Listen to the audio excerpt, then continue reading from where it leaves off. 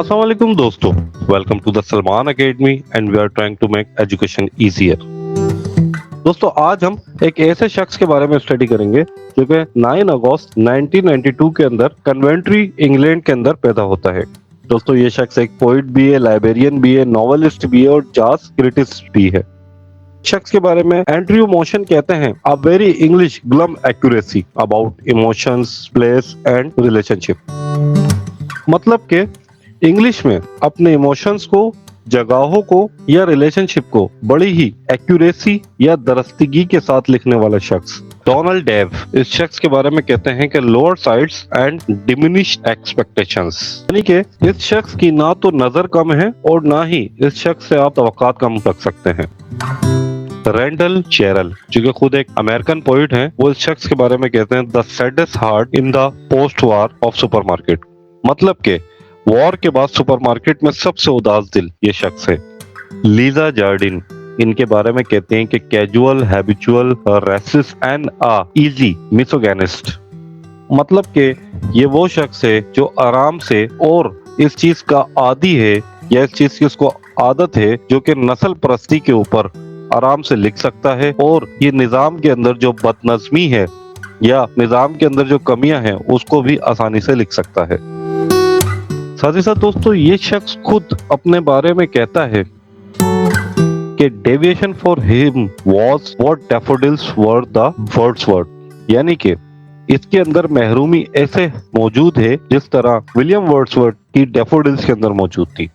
साथ ही साथ दोस्तों आपको बताता चलूं कि ये शख्स इन्फ्लुएंस होता है अपनी पोइट्री लिखने के लिए W.H. ऑर्डन से, W.B. येट्स से और थॉमस हार्डी से, और इनके हाईली स्ट्रक्चर और फ्लेक्सिबल वर्ड्स फॉर्म पोएम्स को देख के ये खुद भी पोइट्री को लिखना शुरू करता है। ये एज अ लाइब्रेरियन अपनी जिंदगी के अंदर 30 साल 30 इयर्स जो है लाइब्रेरियन का काम करता है, एज अ लाइब्रेरियन रहता है और ये लाइब्रेरी के अंदर ही अपनी सारी पोइट्री लिखता है। साथ ही साथ दोस्तों इसकी लाइफ के अंदर अगर हम बात करें तो इसकी लाइफ डोमिनेट करती है 3 वुमेन्स के अंदर जिससे इसने लव किया, लेकिन इसने अपनी पूरी जिंदगी के अंदर शादी नहीं की और ये अपनी पूरी जिंदगी बैचलर ही रहे। दोस्तों फिर आता है ईयर 1984 और जब सर जॉन बेंटचिमन की डेथ हो जाती है उसके बाद इसको ऑफर किया जाता है पोइट लॉरिएट के लिए, बट ये मना कर देता है इस पोजीशन के लिए और ये पोइट लॉरिएट बनने से मना कर देते हैं। दोस्तों अगर आप पोइट लॉरिएट के बारे में कंप्लीट लेक्चर जानना चाहते हैं कि पोइट लॉरिएट कौन होता है और पोइट लॉरिएट का क्या काम होता है और कौन कौन पोइट लॉरिएट थे, तो इसके ऊपर हमारी एक अलग से वीडियो मौजूद है the Salman academy we are trying to make education easier के ऊपर, आप इसको देख सकते हैं। देन दोस्तों आपको बताते चलूं कि इस शख्स को द क्वीन गोल्ड मेडल मिलता है पोइट्री के लिए। साथ ही साथ इसको W.H. स्मिथ लिटरेरी अवार्ड भी इसको मिलता है, इसको CBE अवार्ड भी मिलता है और साथ ही साथ दोस्त वॉन करता है जर्मन शेक्सपियर प्राइज को। साथ ही साथ इसको ऑर्डर ऑफ कंपेनियन भी दिया जाता है।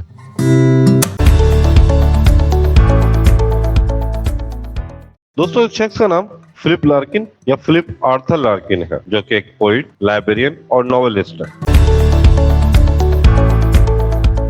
तो दोस्तों फिलिप लार्किन इनका पूरा नाम जो था वो फिलिप आर्थर लार्किन था और he was born 9 August 1992 Radford country, Warwickshire, England के अंदर पैदा हुए थे ये। दोस्तों फिलिप लार्किन के फादर का नाम सिडनी लार्किन था और इनकी मदर का नाम ईवा लार्किन था और ये अपने भाई बहनों के अंदर ओनली सन थे, यानी कि ओनली मेल इशू या फिर लड़का या बॉय कह लें या मेल कह लें अपने फादर के चिल्ड्रंस के दरमियान। और फिलिप लार्किन अपने पेरेंट्स के सबसे बड़े बेटे थे। दोस्तों फिलिप लार्किन अपनी BA की डिग्री एसटी जॉन्स कॉलेज ऑक्सफोर्ड से हासिल करते हैं, जहां पे इनके साथ ही साथ BA करने के एक इनके बहुत ही अच्छे दोस्त बन जाते हैं मिस्टर किंग्सले एम्स जो कि खुद एक नॉवेलिस्ट और पोइट हैं। अपनी ग्रेजुएशन को कंप्लीट करने के बाद फिलिप लार्किन अपने प्रोफेशन यानी कि लाइब्रेरियन के लिए स्टडी का आगाज करते हैं और स्टडी करना शुरू कर देते हैं। दोस्तों मिस्टर फिलिप लार्किन ने अपनी पूरी लाइफ एज अ लाइब्रेरियन ही वर्क किया। इनके करियर का आगाज 1943 से होता है जब ये अपॉइंट होते हैं as a librarian of the public library जो कि विलिंगटन शॉपशायर में मौजूद है। देन दोस्तों जून 1946 के अंदर फिलिप लार्किन क्वालिफाई करते हैं मेंबरशिप ऑफ लाइब्रेरी एसोसिएशन को, और वहां पे और उसके बाद वो अपॉइंट हो जाते हैं as a assistant librarian university college के अंदर, लेस्टर के अंदर। और जब ये लेस्टर में होते हैं तो यहाँ पे इनको एक सीनियर कॉमन रूम भी मिलता है एक गिफ्ट के तौर पे, जो कि इनके दोस्त ने इनको गिफ्ट करा था। वो क्यों करा था वो हम आपको मजीद आगे बताते हैं। देन दोस्तों इन जून 1950 के अंदर फिलिप लार्किन जो है वो अपॉइंटेड हो जाते हैं as a sub librarian at Queen's university of Belfast के अंदर। और बेलफास्ट के अंदर जो क्वींस यूनिवर्सिटी है इसके अंदर आज भी फिलिप लार्किन का एक स्टेचू मौजूद है इनकी यादगार के अंदर।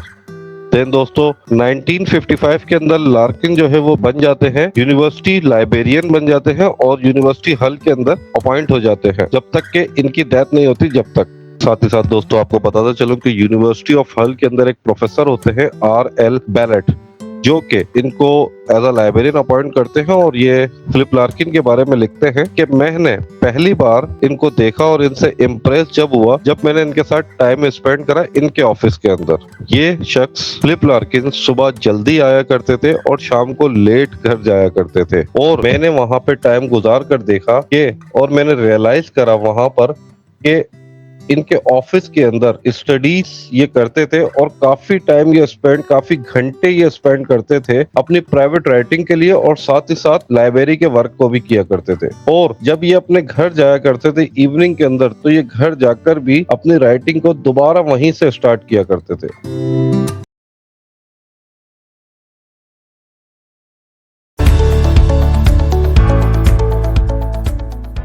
साथ ही साथ दोस्तों आपको उनके रिलेशनशिप्स के बारे में बताता चलूं कि जब मिस्टर फिलिप लार्किन शॉपशायर में होते हैं तो अर्ली 1944 के अंदर इनकी एक गर्लफ्रेंड बनती है और इनकी पहली मुलाकात होती है रुथ ब्राउमन से, जो इनकी पहली गर्लफ्रेंड थी जो कि 16 ईयर ओल्ड स्कूल गर्ल थी। और फिर इनका रिलेशनशिप सेक्सुअल रिलेशनशिप की तरफ भी चला जाता है, और ये वही रुथ है जिसका जिक्र लार्किन ने अपनी पोएट्री के अंदर भी अक्सर किया है। फिलिप लार्किन रुथ को प्रपोज भी करते हैं और रुथ के साथ एज अ कपल ये अपना टाइम स्पेंड करना शुरू कर देते हैं और एनुअल हॉलिडे के लिए ये टूरिंग करते हैं हार्डी कंट्री के अंदर। लेकिन कुछ टाइम के बाद फिलिप लार्किन और रुथ का सेपरेशन हो जाता है और इस तरह ये दोनों अलग हो जाते हैं।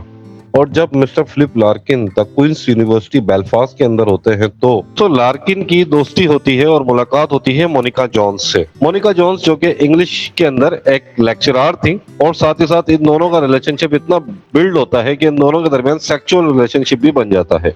और साथ ही मिस्टर फिलिप लार्किन और मोनिका जोन्स अपने जिंदगी के 5 साल बेलफास्ट जगह पर दोनों साथ में स्पेंड करते हैं। जब फिलिप लार्किन मोनिका जोन्स के साथ रिलेशनशिप में होते हैं तभी इनका एक और लेडी के साथ अफेयर होता है जिसका नाम है पास्टी स्ट्रेंथ। ये जो दोस्तों पास्टी स्ट्रेंथ थी ये लार्किन के कोलीग की वाइफ थी। देन दोस्तों 1951 के अंदर फिलिप लार्किन मोनिका जोन्स के साथ बहुत सारी लोकेशंस के ऊपर ट्रेवल करते हैं।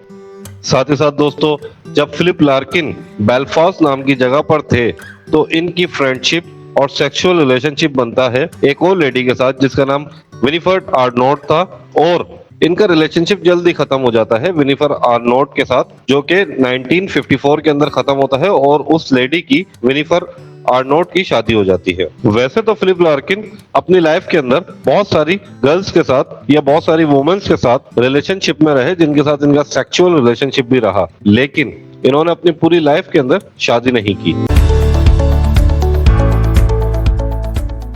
साथ ही साथ दोस्तों फिलिप लार्किन के अवार्ड्स की बात करें तो लार्किन को बहुत सारे अवार्ड्स मिले थे, लेकिन उसमें से चंद एक बड़े अवार्ड्स के बारे में मैं आपको बताता चलूं। फिलिप लार्किन को दोस्तों Queen's gold medal for poetry के नाम से एक अवार्ड मिला था। फिलिप लार्किन को WH स्मिथ लिटरेरी अवार्ड भी मिला था। देन दोस्तों 1975 में फिलिप लार्किन को CBE के नाम से अवार्ड मिलता है, और साथ ही साथ 1976 के अंदर फिलिप लार्किन को जर्मन शेक्सपियर प्राइज भी मिलता है। देन दोस्तों 1984 के अंदर फिलिप लार्किन को ऑक्सफोर्ड यूनिवर्सिटी से डीलिट का ऑनरी अवार्ड भी मिला था। देन दोस्तों इनको पोइट लॉरिएट बनने की भी ऑफर होती है, लेकिन इन्होंने पोइट लॉरिएट बनने के लिए ये ऑफर एक्सेप्ट नहीं करा और इन्होंने डिक्लाइन कर दिया था। साथ ही साथ दोस्तों फिलिप लार्किन को ऑर्डर ऑफ कैंपेनियन भी दिया गया, लेकिन जब इनको ऑर्डर ऑफ कैंपेनियन मिला गया तो ये बहुत ज्यादा बीमार थे और इनकी तबीयत खराब थी, इसकी वजह से ये वहां पर मौजूद नहीं थे। साथ ही साथ दोस्तों आपको फिलिप लार्किन की डेथ के बारे में बताते चलेंगे। फिलिप लार्किन की डेथ जो हुई थी वो ड्यू टू कैंसर हुई थी और इनकी डेथ जो हुई थी वो 1:24 पे हुई थी। मंडे का दिन था 2 दिसंबर 1985 के अंदर, जब ये 63 ईयर्स के थे। बहुत सारे क्रिटिसिस्ट का मानना है विलियम बटलर ईस्ट की पोयम और थॉमस हार्डी का बहुत ज्यादा इन पे असरअंदाज हुआ, जिसकी वजह से इनका पोएट्री में इन्फ्लुएंस बढ़ा और लार्किन ने अपनी पोएट्री लिखना शुरू कर दी। दोस्तों मिस्टर फिलिप लार्किन ने अपने कुछ स्मॉल वर्क से ही बहुत ज्यादा मशहूरियत हासिल कर ली थी अपने लिए। वो वर्क थे फिलिप लार्किन के जिस तरह से द लास्ट रिसीव जो कि 1955 के अंदर पब्लिश हुआ था, द विट्सन वेडिंग जो कि 1964 के अंदर पब्लिश हुई थी, और साथ ही साथ द हाई विंडोज जो कि 1974 के अंदर पब्लिश हुई थी। फिलिप लार्किन ने अपनी पोएट्री के अंदर राइम, स्टैंजा और मीटर का बहुत ही खूबसूरती से यूज किया है। मिस्टर फिलिप लार्किन ने जो अपनी पहली बुक ऑफ पोएट्री पब्लिश करवाई उसका नाम था द नॉर्थ शिप, जो कि 1945 के अंदर पब्लिश हुई थी। देन दोस्तों मिस्टर फिलिप लार्किन ने अपने 2 नॉवेल मजीद पब्लिश करवाए, जो कि 1946 के अंदर जिल।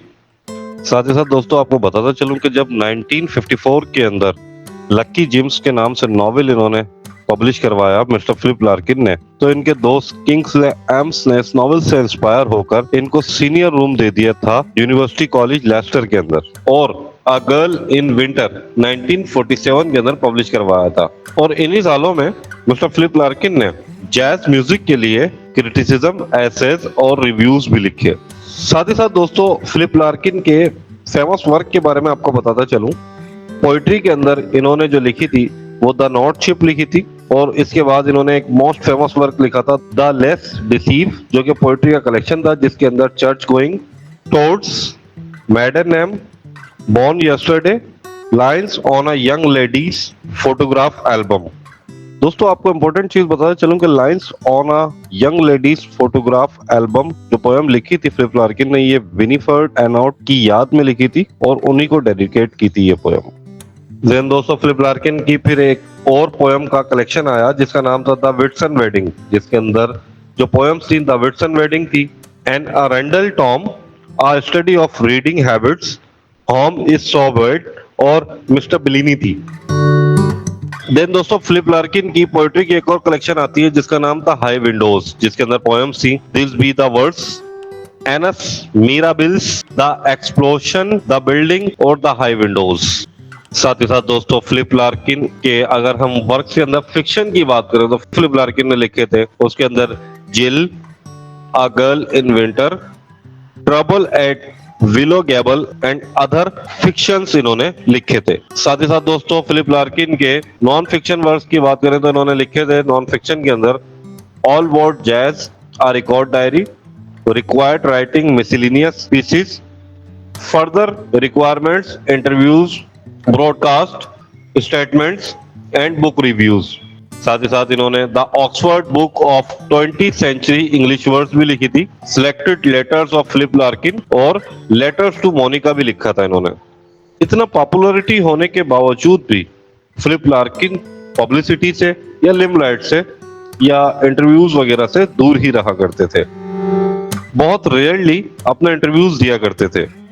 तो दोस्तों आई होप कि आपको फिलिप लार्किन की बायोग्राफी, लाइफ के बारे में और इनके फेमस वर्क के बारे में अच्छे से समझ भी आया होगा, आपको पता भी चला होगा और आपने इस वीडियो को एंजॉय भी किया होगा। साथ ही साथ दोस्तों इस तरह के मजीद वर्क के लिए we are requesting to you कि हमारे चैनल को the Salman academy we are trying to make education easier को लाइक, शेयर और सब्सक्राइब कर दें। साथ ही साथ बेल आइकन के बटन को प्रेस कर दें ताकि मजीद आने वाली वीडियोस के नोटिफिकेशन आपको इजीली मिल सके। Thank you.